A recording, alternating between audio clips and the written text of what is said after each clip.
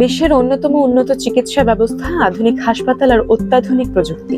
তারপরও যুক্তরাষ্ট্রে প্রতিদিন নিভে যায় ৮,০০০-এরও বেশি প্রাণ। প্রশ্ন উঠতেই পারে, এত মৃত্যুর পেছনে কারণ কি?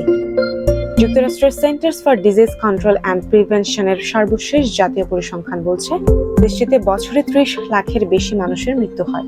অর্থাৎ প্রতিদিন গড়ে প্রায় ৮,৪০০ মানুষের জীবনাবসান ঘটে।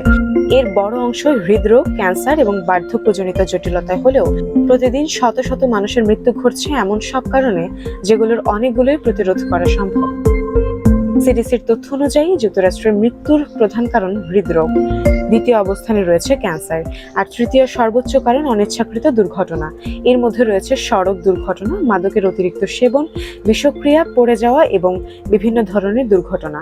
এসব কারণেই বছরে প্রায় ২ লাখ মানুষ প্রাণ হারান, প্রতিদিন যার সংখ্যা ৫ শতাধিক। আরেকটি বড় উদ্বেগের নাম বন্দুক সংক্রান্ত সহিংসতা। সরকারি ও গবেষণা প্রতিষ্ঠানের তথ্য অনুযায়ী আগ্নেয়াস্ত্র সংক্রান্ত ঘটনায় প্রতিদিন গড়ে প্রায় ১২০ জনের মৃত্যু হয়। এসব ঘটনার মধ্যে হত্যাকাণ্ড যেমন রয়েছে, তেমনি রয়েছে আত্মহত্যাও। আত্মহত্যার সংখ্যাও উদ্বেগজনক।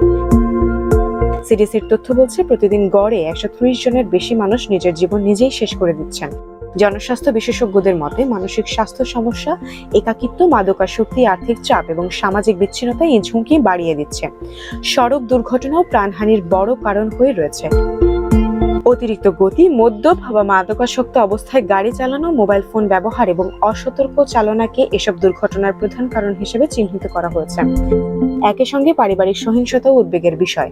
এই ধরনের মৃত্যুর পৃথক দৈনিক হিসাব প্রকাশ না হলেও আইন শৃঙ্খলা রক্ষাকারী সংস্থাগুলো বলছে, প্রতি বছর হাজারো গুরুতর অপরাধ ও প্রাণহানির ঘটনার পেছনে পারিবারিক বিরোধ ভূমিকা রাখে।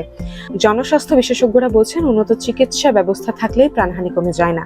মানসিক স্বাস্থ্যসেবার সম্প্রসারণ, মাদক নিয়ন্ত্রণ, সড়ক নিরাপত্তা জোরদার, বন্দুক সংক্রান্ত সহিংসতা প্রতিরোধ এবং জনসচেতনতা বৃদ্ধিতে সমন্বিত উদ্যোগেই পারে প্রতিরোধযোগ্য মৃত্যুর সংখ্যা কমাতে। হৃদরোগ কিংবা বার্ধক্যজনিত মৃত্যু পুরোপুরি ঠেকানো সম্ভব নয়, তবে সড়কে বন্দুকের গুলিতে, মাদকের ছোবলে কিংবা আত্মহত্যায় প্রতিদিন যে শত শত প্রাণ ঝরে পড়ছে, সেই সংখ্যাই মনে করিয়ে দিচ্ছে যুক্তরাষ্ট্রের সবচেয়ে বড় চ্যালেঞ্জ এখন চিকিৎসা নয়, প্রতিরোধ।